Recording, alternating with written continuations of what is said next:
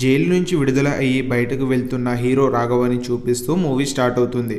రాఘవ బస్సులో అలా వెళ్తూ ఉంటాడు. ఇక్కడే మూవీ ఫ్లాష్ బ్యాక్లోకి వెళ్తుంది.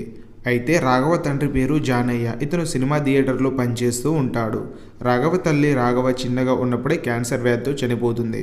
అప్పటి నుండి రాఘవని తన నాన్న చాలా గారాబంగా చూసుకుంటూ పెంచుతాడు.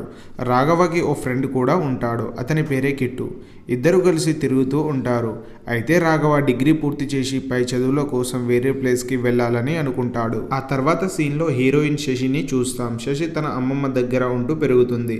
నిజానికి శశి అమ్మా నాన్నల్ని తన బావ రాజు చంపేసి ఉంటాడు.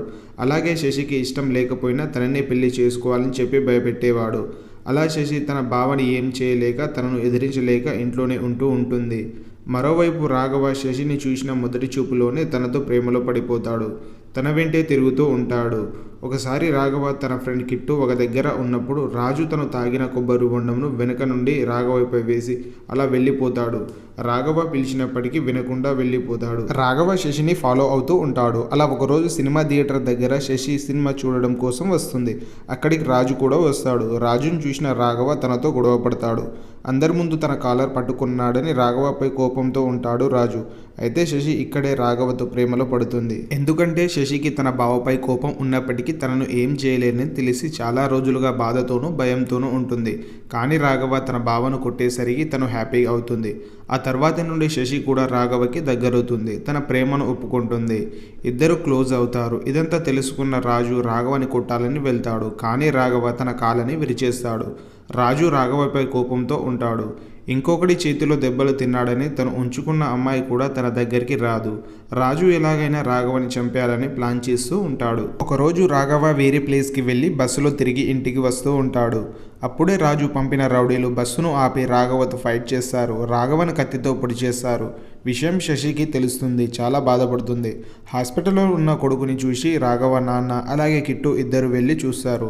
ఆ తర్వాత హాస్పిటల్ నుండి ఇంటికి తీసుకొస్తారు. అయితే రాఘవ దెబ్బలతో అలా శశి ఇంటికి వెళ్తాడు తనను చూడడం కోసం. శశి రాఘవని చూసి తనను హక్ చేసుకొని ముద్దులు ఇస్తుంది. ఇద్దరు మాట్లాడుకున్నాక రాఘవ తిరిగి ఇంటికి వస్తూ ఉంటాడు.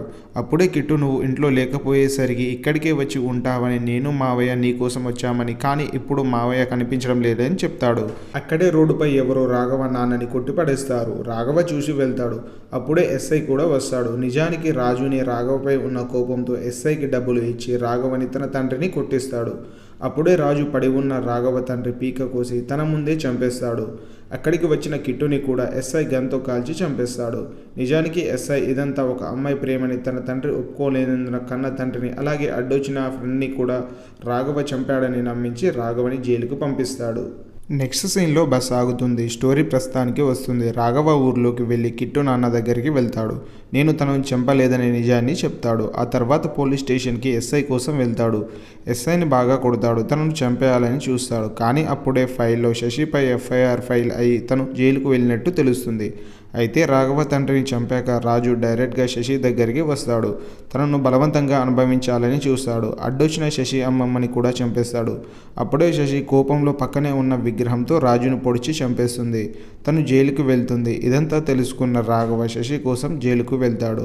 ఇద్దరు కలుసుకుంటారు. ఎమోషనల్గా శశి నువ్వు నా కోసం వస్తావని తెలుసు, నీ కోసమే ఇన్ని రోజులు ఎదురు చూశాను అని చెప్తుంది. ఇద్దరి ప్రేమ ఈ విధంగా ఎండ్ అవుతుంది.